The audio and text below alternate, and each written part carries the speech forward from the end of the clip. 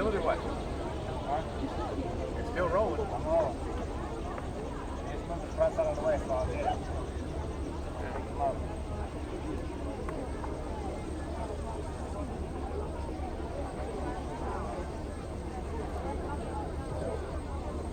No, I got a bottle right here. Thank you.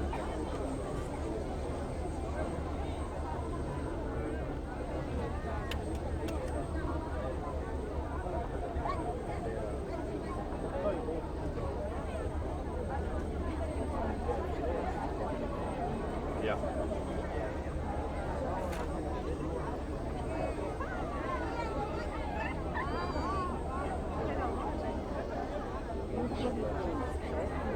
You're rolling away.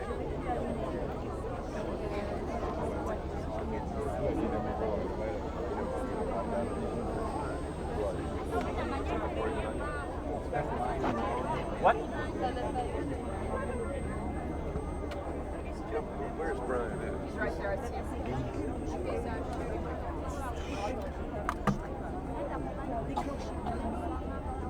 Hey, Brian. Right. Shooting. Okay, he's rolling.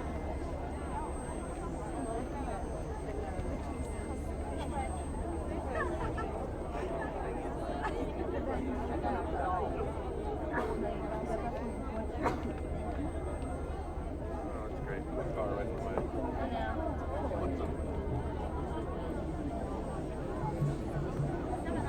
I think they did that in Liverpool, right? Yep.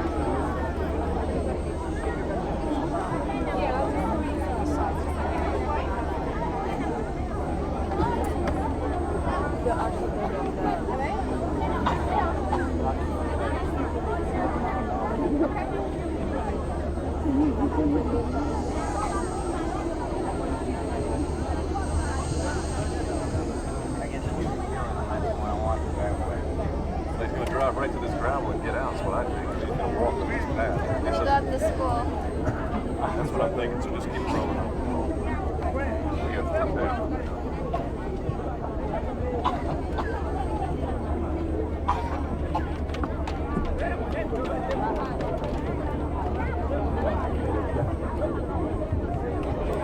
It could be wrong. That's great. They're not going to go where they said. All right. We can kill it. You tell me when.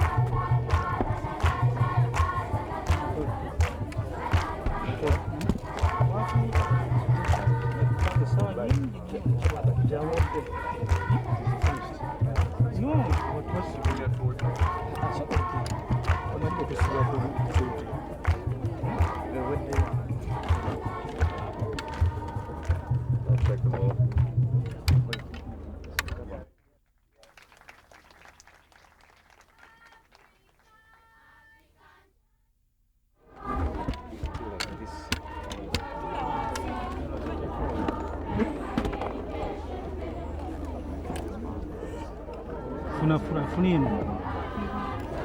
You come this way.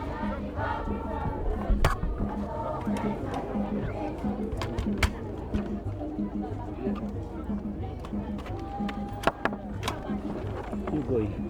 Baba the microphone ya bana. Simani.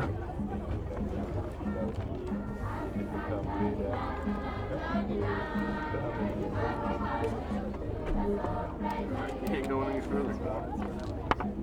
What?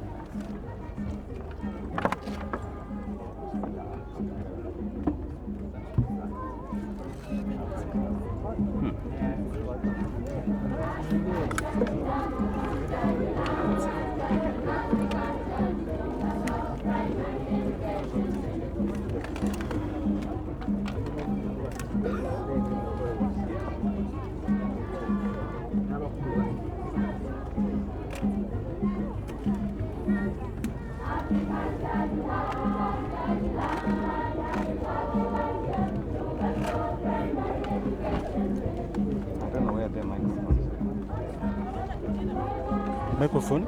I mean the one they're feeding us with. It is there, don't you see? Near the minister.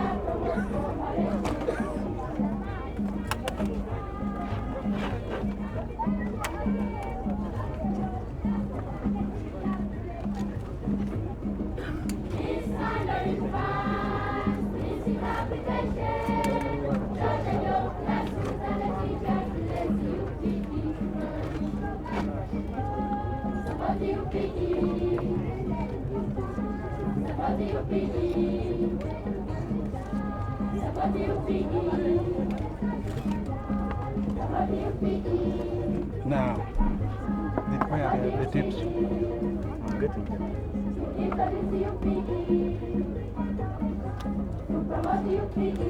Tole, siba wana. Siba nkanyeri.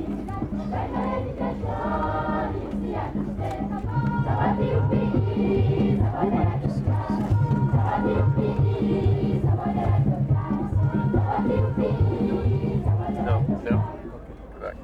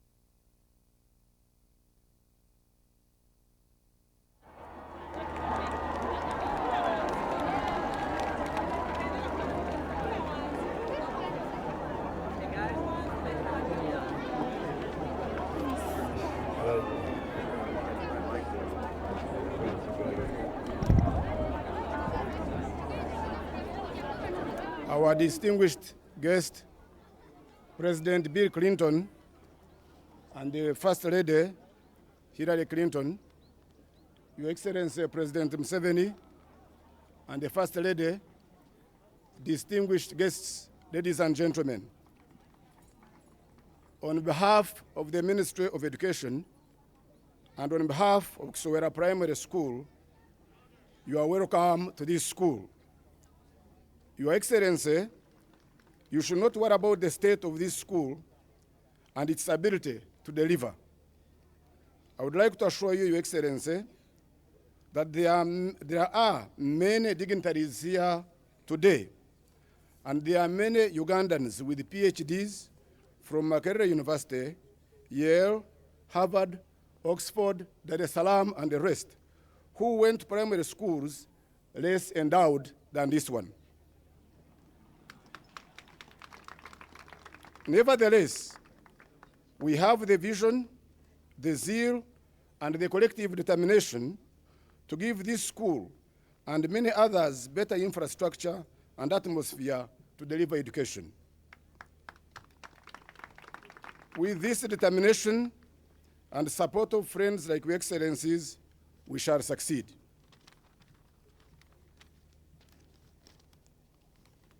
Mr. President Clinton, Africa in general and Uganda in particular have embarked on the road of democratization and economic development. We in education believe that these two cannot flourish in a population that is largely illiterate. It is like the seed which fell among the thistles. It will have a stunted growth.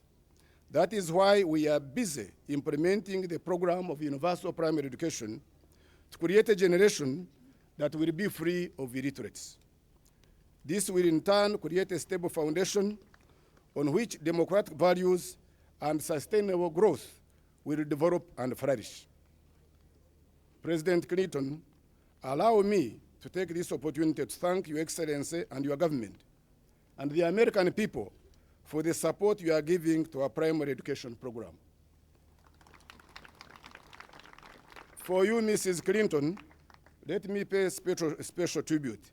Last time you were here, you visited Segugu Primary School, and the children have insisted on coming to entertain you here as well. You announced that your husband, who is the President of the United States, will visit Africa. We are glad that he's here with you. And would like to thank you for the good job and public relations you have been doing for Africa in general and Uganda in particular.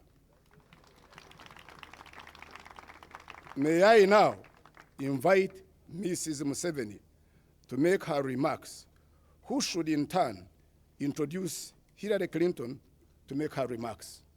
I thank you, Excellencies.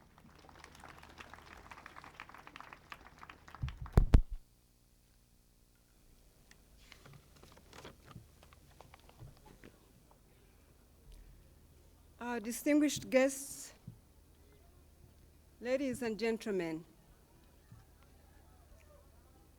I want to begin by thanking God in a very special way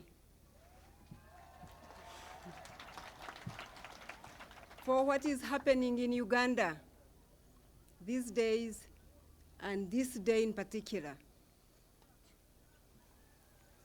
Our guests may not understand what we celebrate when we talk about Uganda today, but you have to know where we have been to appreciate where we are.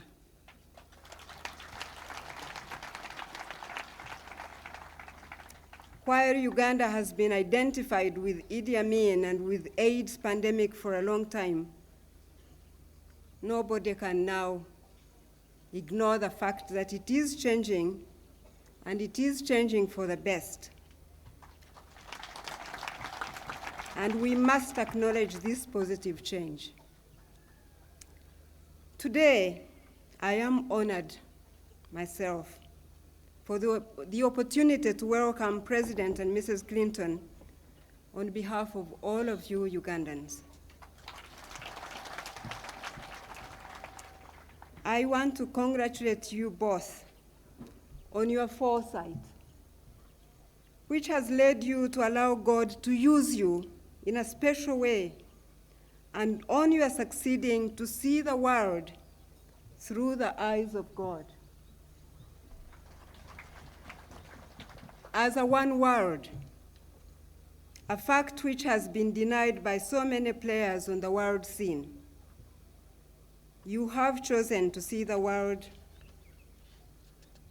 as all different pieces of the same world, whereas others before you chose to isolate and disregard Africa, and thus deprived the rest of the world of what Africa could offer. I thank you, Mr. President and Mrs. Clinton, for making it your duty to highlight what the world would rather ignore or forget.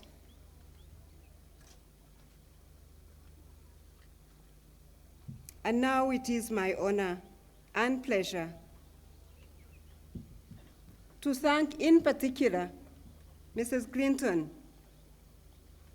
who, as the minister said, came here and became a true friend for Uganda.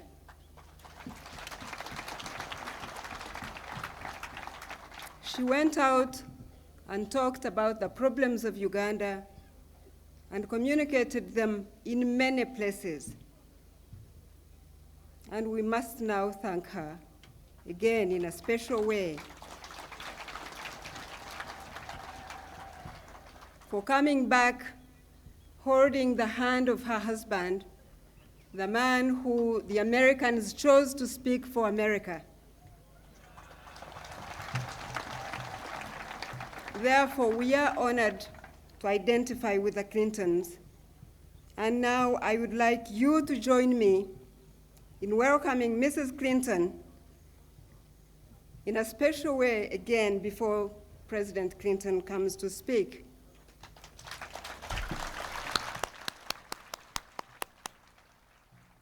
Mrs. Hillary Clinton, you're welcome here to say hello to these people.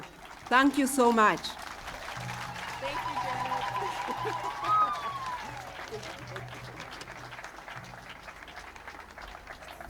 Thank you very much. Your Excellencies, distinguished guests, ladies and gentlemen, boys and girls, my husband and I are very honored to be here. And we want to thank the President and Mrs. Museveni for giving us such a warm, warm welcome. I have enjoyed knowing the President and Janet for several years now, ever since we first met in Washington, D.C. And I am so pleased that I had the opportunity to come with our daughter last year to Uganda to see for myself the progress and commitment that your leadership and your people are making to building a new Uganda. And there is nothing more important in your efforts than what you are doing with education. Your commitment to universal primary education is one that I admire very greatly. I have visited now 2 schools, and I have seen for myself the numbers of young and eager boys and girls who fill the classrooms. And I do mean fill the classrooms. I told the President that Uganda now has a good problem. How do you find the teachers and the material and equipment to educate all the boys and all the girls who are coming to your schools? That is the kind of problem that Uganda should want to have after all your years of facing the challenges and difficulties of the past. And the United States is proud to stand with you as a partner and friend in your efforts to educate your children, to provide health care to your people, to build your economy, to help you with all of the challenges you now face as you move toward the future. And I especially want to thank the boys and girls and young men and women who performed for us today. I thought they did an excellent job, and I want to congratulate you. Last year, when I was in Uganda, I announced that my husband wanted to come to Africa.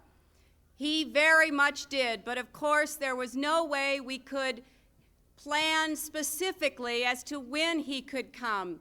But I am so pleased that a year later, he can see what I was able to see. He can experience what I experienced. He can meet the people who are building a new Uganda and a new Africa. Thank you all so very much.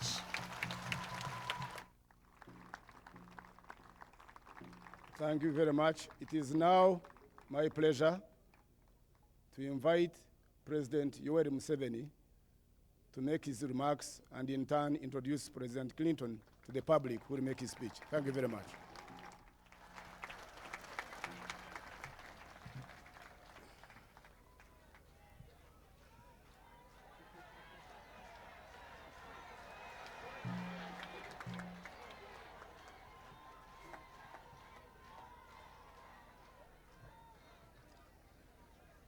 Abe Mukono musibe mutyanu. Mujabale emirimu.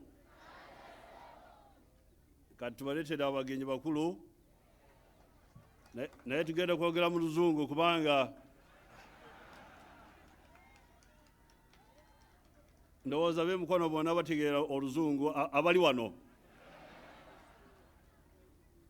Munange UPE yakajja abatayingira mu UPE mugenda kufuna omukisa kati.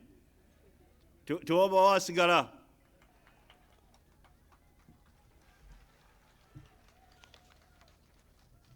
Your Excellency, President Clinton, President of the United States of America, the First Lady of the United States, Mrs. Clinton, and your distinguished delegation, government and movement leaders of Uganda, their highnesses, the traditional leaders, the religious leaders, and all of you, abe Mukono abaze wano olwaleero. Mr. President, on behalf of the multitude here, and on behalf of all other Ugandans who are not here today, I welcome you to Uganda. You are most welcome.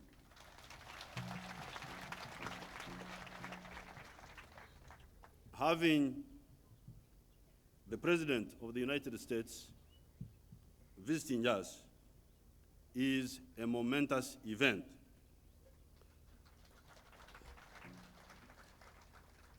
This is because he represents a powerful middle-class society that originally migrated from feudal and intolerant Europe several centuries ago and built one of the most powerful and prosperous countries in the long history of humanity.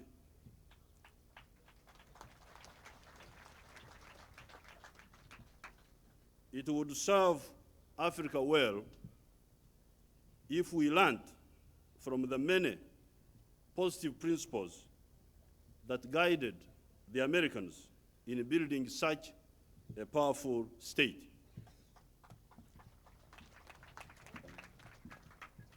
In this century, the Americans have made breathtaking, pioneering achievements.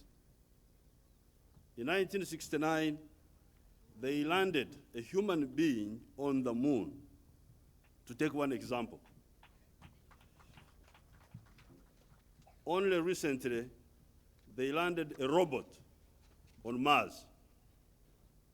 We salute the achievements of the Americans, and we are pleased to be associated with the American people through their president, who is here today.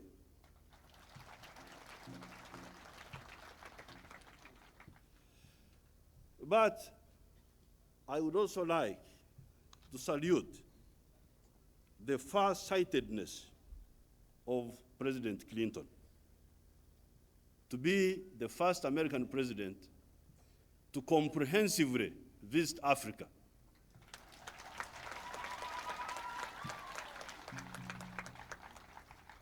There was one other visit, I'm told, some 20 years ago, but it was not as comprehensive as this one.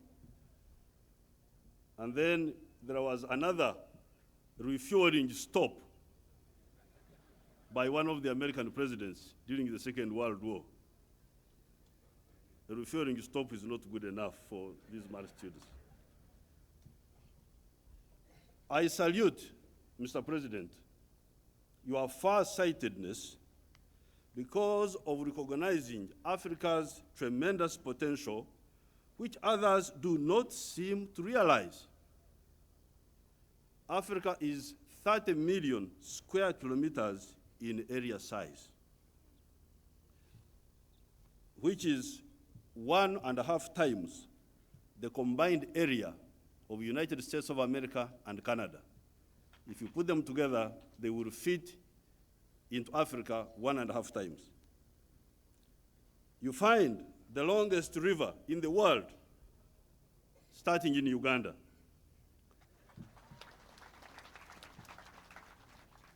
Even out of curiosity or out of tourism, people ought to come to see where the longest river starts in the world. The second largest freshwater lake in the whole world, known as Narubale in our language, which means the abode of gods, is found in Uganda here, in East Africa. The more internationally known name for this lake is Victoria. But we have got our own name, Narubale, meaning where the gods stay. We have no intention of quarreling with the British over this name. At least not yet.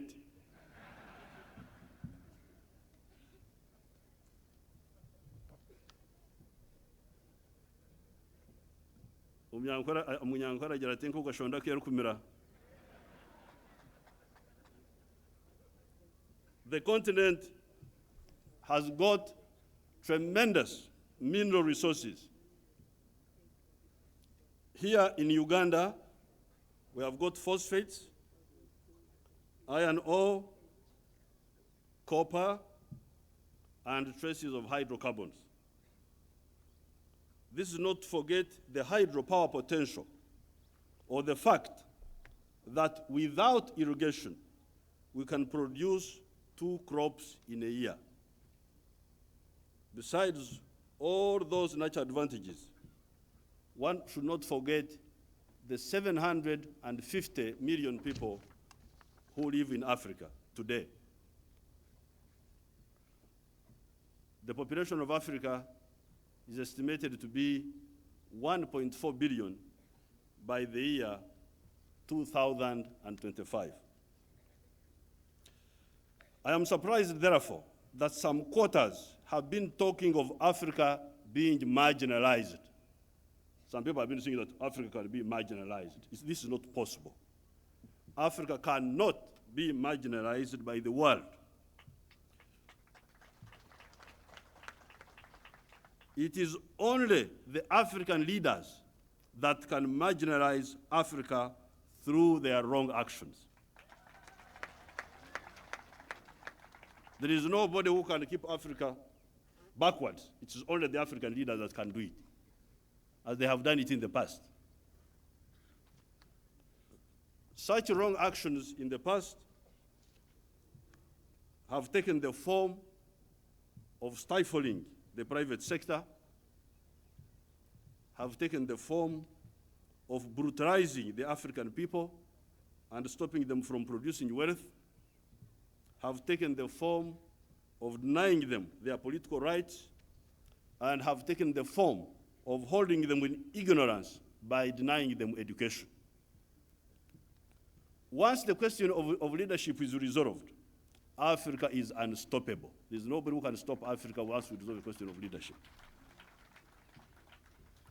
It is for this reason that I salute Your Excellency for seeing the potential of Africa the way we see it in the national resistance movement, in our political movement.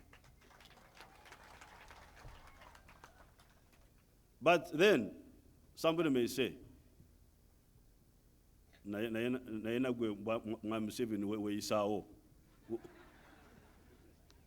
somebody may say, but if Africa is unstoppable, then why has it lagged behind all this time? And indeed, many people are asking that question, although sometimes they don't ask it out of politeness. They say, but Asia has developed. Why has Africa not developed? There's some implied idea that possibly there's something wrong with the Africans. The reason for this apparent lagging behind of Africa was initially geographical, and later on it became historical. The geographical constraint meant that in spite of the fact that Africa was the cradle of humanity some 5 million years ago, and in spite of the fact that human beings did not exist anywhere else on the globe except in Africa until about 100,000 years ago, the population of Africa was only about 47 million by 1500 AD. While the population of those who had migrated out of Africa, all these Europeans you see, the Asians, the Chinese, these are all Africans who have lost their pigmentation.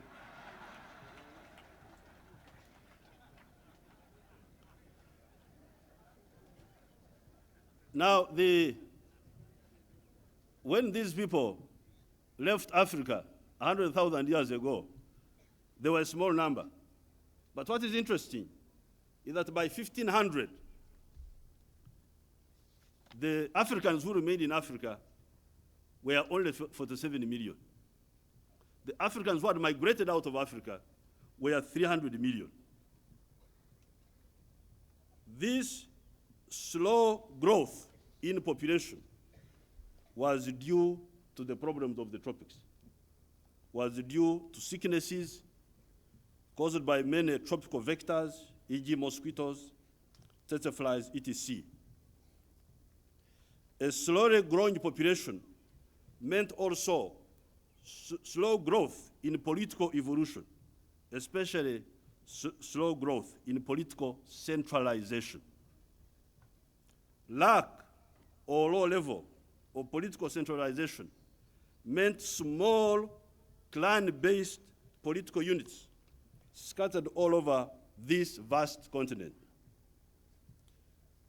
In spite of speaking similar dialects or languages, they would not be governed together.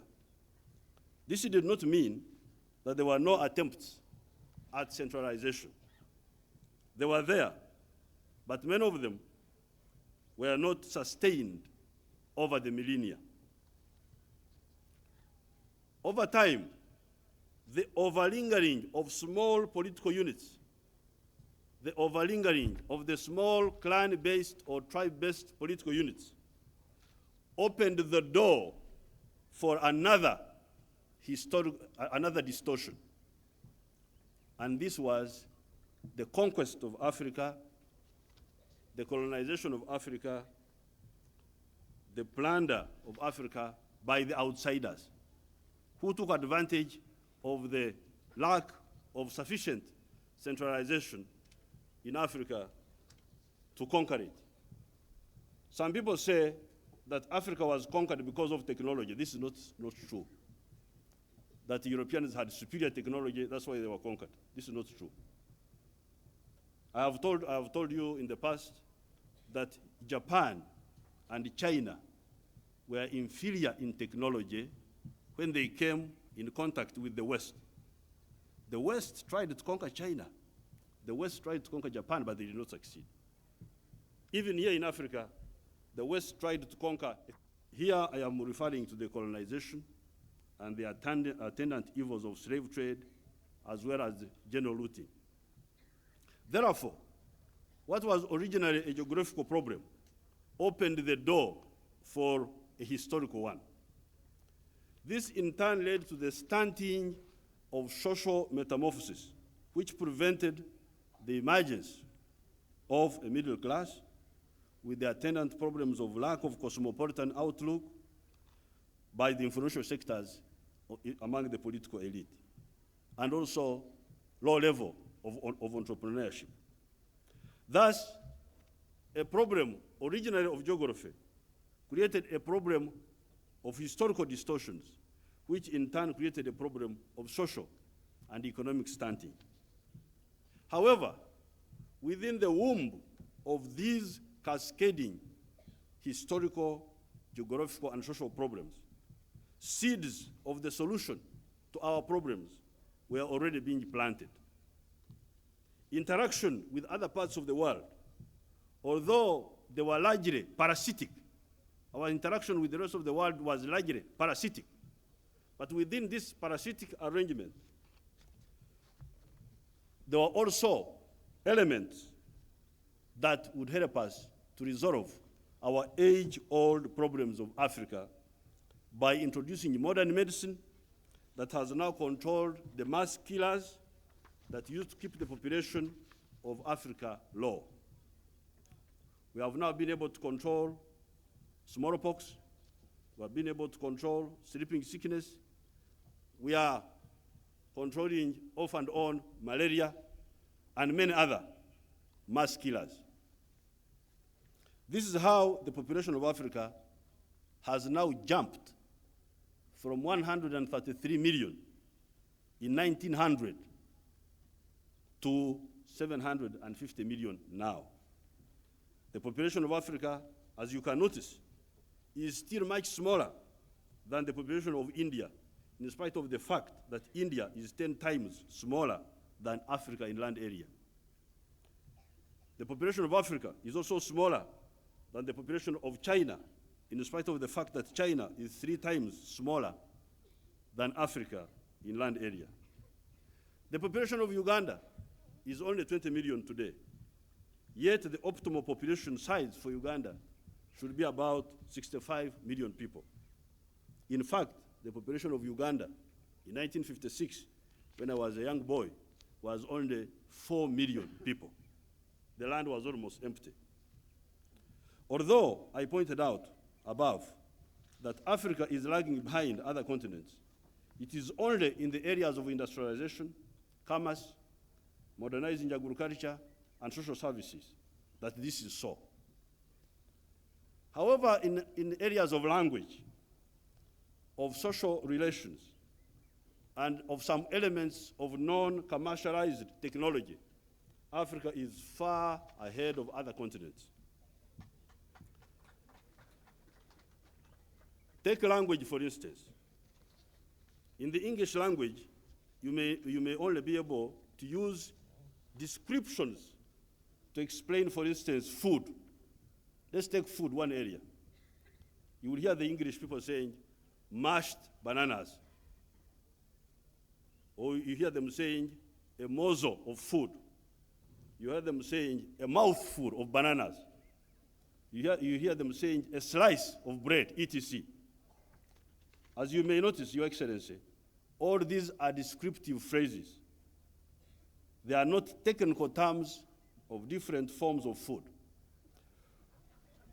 When it comes to my dialect, for instance, my own language, for example, I'll be able to use a single word, which is a technical term for most of these different forms of food. If, for instance, I say ekitonje, I mean a mouthful of solid food.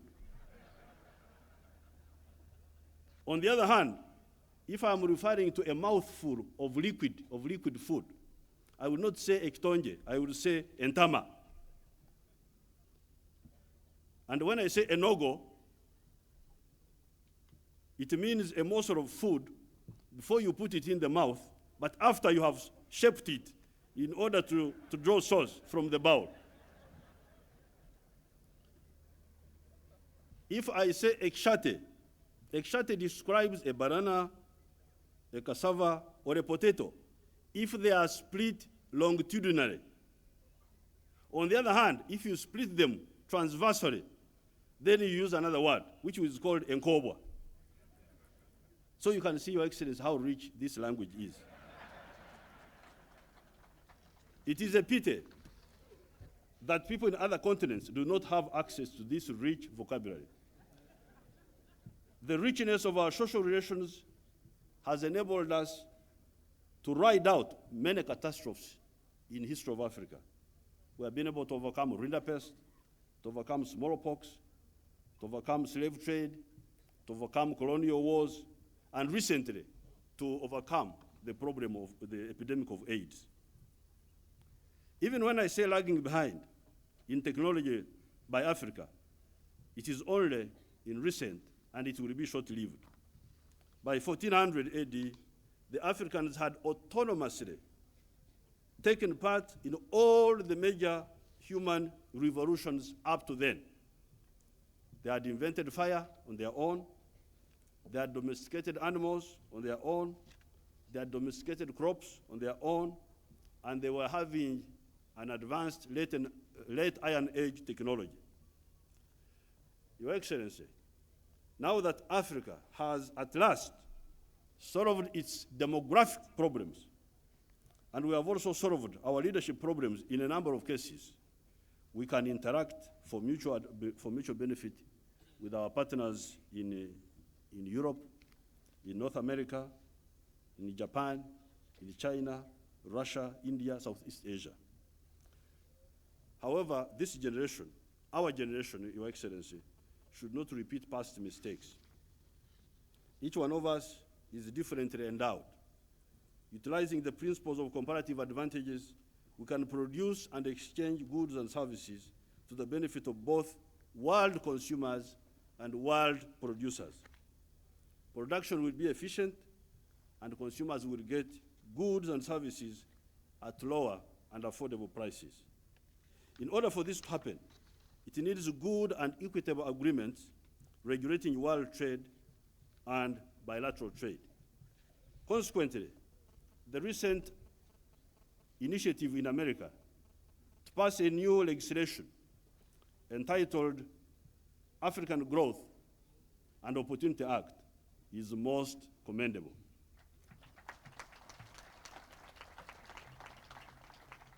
I have read that law, and one of my friends who has been fighting for it, Congressman Rangel, is here. Maybe you could stand up and they see you.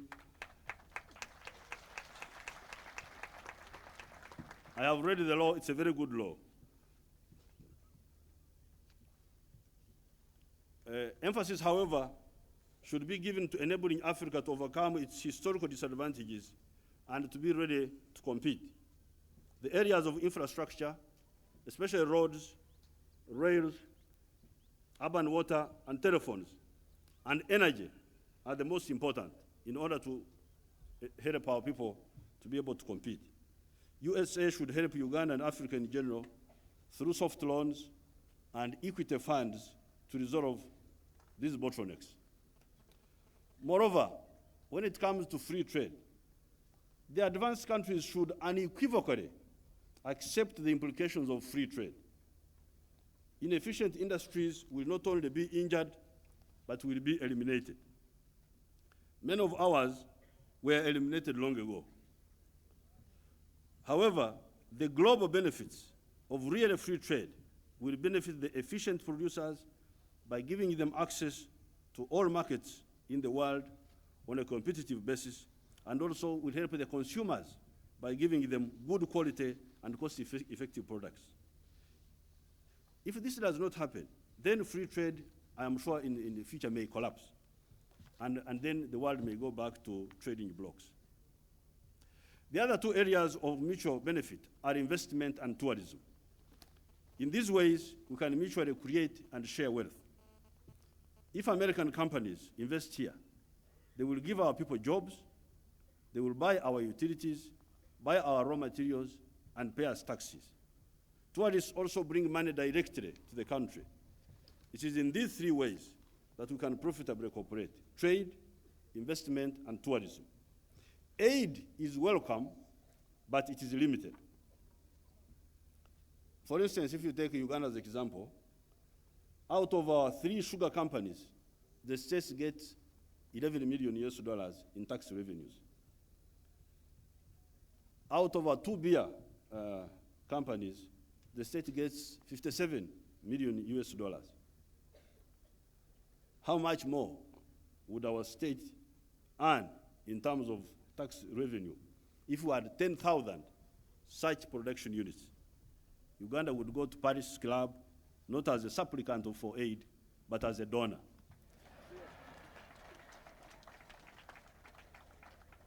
So, Your Excellency, to help us encourage American companies to come here and make this a base for their production. It is this tax revenue that will enable us to support education and health on a sustained basis. Donor funds cannot sustainably support education and health in backward countries. Donor fatigue will set in. Moreover, the funds of donors are also limited. Therefore, for the USA to support education and health in sub-Saharan Africa, they should support trade, investment, and tourism, as they are already doing. Therefore, the Africa Growth and Opportunity Act by the US Congress is right on the point. We commend you in that effort. To prove that Africa's stagnation is not in our stars, but in our actions, I would like to inform our distinguished guests that Uganda declined by 37% of GDP between 1971 and 1986. However, during the last 11 years, the average annual rate of GDP growth of Uganda has been 6.3%. The same Uganda that was a disaster story in the 1970s and early 80s is now a promising story. Inflation was 240% in 1986. It has now been below 10% for the last 10 years. Our currency is completely convertible. It is therefore the actions of leaders that will activate or retard the growth of countries, and it's not their destiny to remain backward. Your Excellency, First Lady of the United States of America, my compatriots Ugandans, it is now my pleasure to invite President Bill Clinton of the United States to address you. Thank you very much.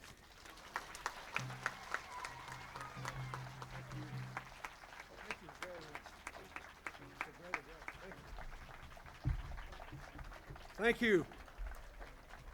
Thank you very much. Thank you and good afternoon. President Museveni, Mrs. Museveni, Ms. Vice President, Mr. Prime Minister, Mr. Speaker, to Education Minister Mushega, to their Highnesses, the distinguished kings here, the religious leaders, and other distinguished leaders of Uganda, the members of our United States Congress, my cabinet, and other important citizens and public servants from the United States. And most of all, I want to thank the principals, the teachers, the students for showing me this wonderful school, the wonderful young people who walked down with us today, and the wonderful dancing exhibit we saw here today. Let's give them a big hand. I thought they were quite wonderful. As Hillary said, she and our daughter Chelsea came to Africa and to Uganda last year. I have heard a great deal about Uganda since then, over and over and over again.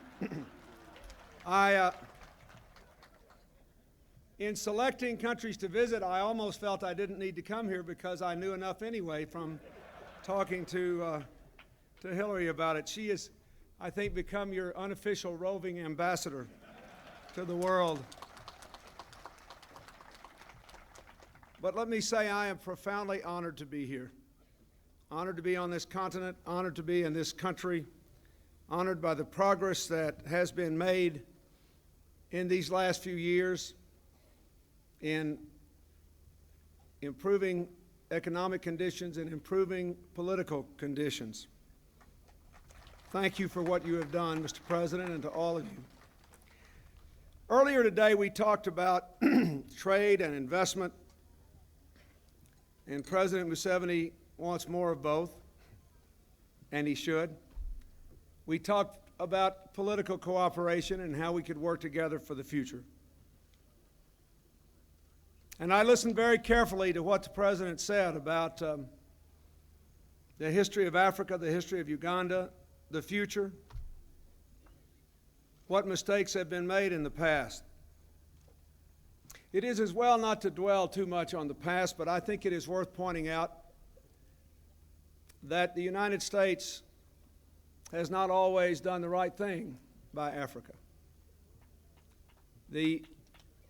In our own time, during the Cold War, when we were so concerned about being in competition with the Soviet Union, very often we dealt with countries in Africa and in other parts of the world based more on how they stood in the struggle between the United States and the Soviet Union than how they stood in the struggle for their own people's aspirations to live up to the fullest of their God-given abilities.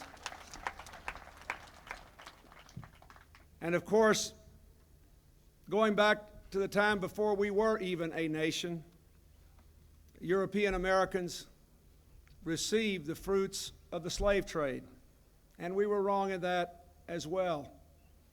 Although, I must say, if you look at the remarkable delegation we have here from Congress, from our cabinet and administration, and from the citizens of America, there are many distinguished African Americans who are in that delegation who are making America a better place today. But perhaps the worst sin America ever committed about Africa was the sin of neglect and ignorance. We have never been as involved with you in working together for our mutual benefit, for your children and for ours, as we should have been. So I came here to listen and to learn, to offer my help and friendship and partnership. And I came in the hope that because all these good people up here in the media came with me and they're telling the American people back home what we're doing, that's okay. I came here in the hope, it's not raining, is it? It's been cold and cloudy in Washington. I need a suntan. I came here in the hope that the American people would see you with new eyes, that they would see the children dance, see the children learning, hear the children singing, and say, we should be part of the same future.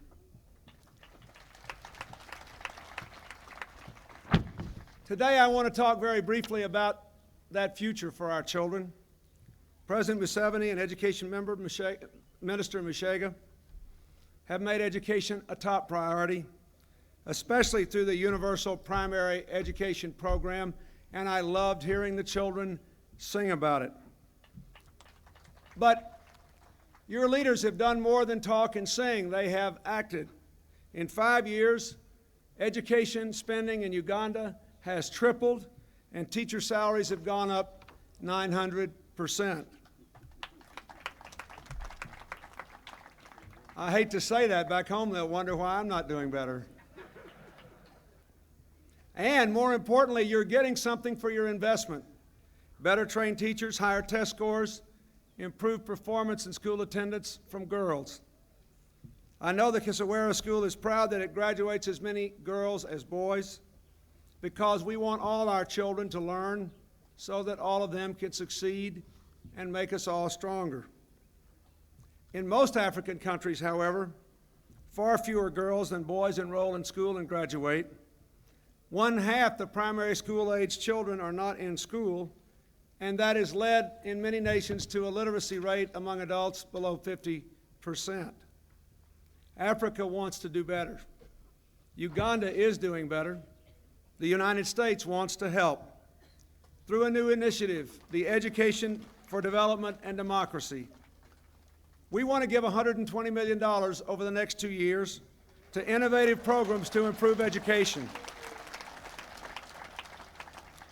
We want to widen the circle of educational opportunity, as is already happening here in Uganda. We want to make investments in primary education for those who will educate boys and girls, because that is critical to improving health, reducing poverty, raising the status of women, spurring economic growth. We want to promote girls' education with leadership training and scholarships, nutrition training, and mentoring. We also want to support efforts to reach out-of-school youth. This is a huge problem in parts of Africa where there are children who were soldiers and are now adrift and without hope. Second, we want to help create community resource centers with schools that are equipped with computers linked to the internet, along with books and typewriters and radios for more long-distance learning. We want them to be staffed by Africans and American Peace Corps volunteers. Third, we want more new partnerships among African schools and between American and African schools so that we can learn from and teach each other through the internet. We do this a lot now at home. Let me give you an idea of how it might work. A student here in Mukono could make up the first line of a story and type it in to the internet to a student in Accra, Ghana, who could then add a second line, and they could go on together, back and forth, writing a story. A teacher in New York could give 5 math problems to students in Kampala, and they could send the answers back. One of the very first partnerships will link this school, Kisowera, with the Pinecrest Elementary School in Silver Spring, Maryland, USA. I want more of them. Fourth, we want to support higher education with the development of business, healthcare, science, math, and engineering courses. These are absolutely essential to give Africans the tools they need to compete and win in the new global economy, and we want to help do that. Finally, we want to build ties between associations and institutions within Africa and in America, so that groups in your nations and ours concerned with trade and investment, consumer issues, conflict resolutions, or human rights can connect with distant counterparts and learn together and work together. This will empower citizens on both continents. This initiative will help more Africans, all right, to start school, stay in school, and remain lifelong learners. But Americans will learn a great deal from it as well. We also want to support your efforts in health and nutrition. Uganda has suffered so much from AIDS, but President Museveni launched a strong education campaign with Frank Talk, and he has made a huge difference, as have all of you who have worked to turn around the AIDS problem in Uganda. We will continue to combat it with global research in healthcare and prevention efforts. But these efforts are also essential to combat malaria, an even greater killer of Africans. Nearly 3,000 children every day, 1 million each year, are lost to malaria. By weakening as well as killing people, malaria contributes to poverty and undermines economic growth. 90% of all malaria cases arise on the continent of Africa. But with increasing globalization, we are all at risk. We now fund in the United States half the research on malaria, but we want to do more. This year, we've committed $16 million more to help African nations fight infectious diseases, including malaria, with an additional $1 million to the West African Malaria Center in Mali. We also want to support good nutrition. There are troubling signs that without concerted efforts, Africa could face a major food nutrition crisis in the coming years because of natural causes and social unrest. Children cannot learn if they are hungry. So we proposed a food security initiative for Africa to ensure that more African families can eat good meals and more African farmers can make good incomes. Over the next 10 years, we want to stay with you and work at this. In the next 2 years, we propose to spend over $60 million in Uganda, Mali, Malawi, Mozambique, and Ethiopia to increase food production, enhance marketing, expand agricultural trade and investment. I've learned a lot since I've been here about Ugandan bananas, Ugandan coffee. I will be an expert in all these matters when I go home. I want you to understand again what I said at the beginning. We want to do these things in education and healthcare and agriculture and nutrition because they will help you, because we want to see the light that is in these children's eyes, in their eyes forever, and in the eyes of all other children. But make no mistake about it, the biggest mistake America ever made with Africa over the long run was neglect and lack of understanding that we share a common future on this planet of ours that is getting smaller and smaller and smaller. We do these things, yes, because we want to help the children, but we do it because we know it will help our children. For we must face the challenges and seize the opportunities of the 21st century together. The next century, in a new millennium, will be the brightest chapter in all of human history, if, but only if, it is bright for all our children. Thank you, and God bless you.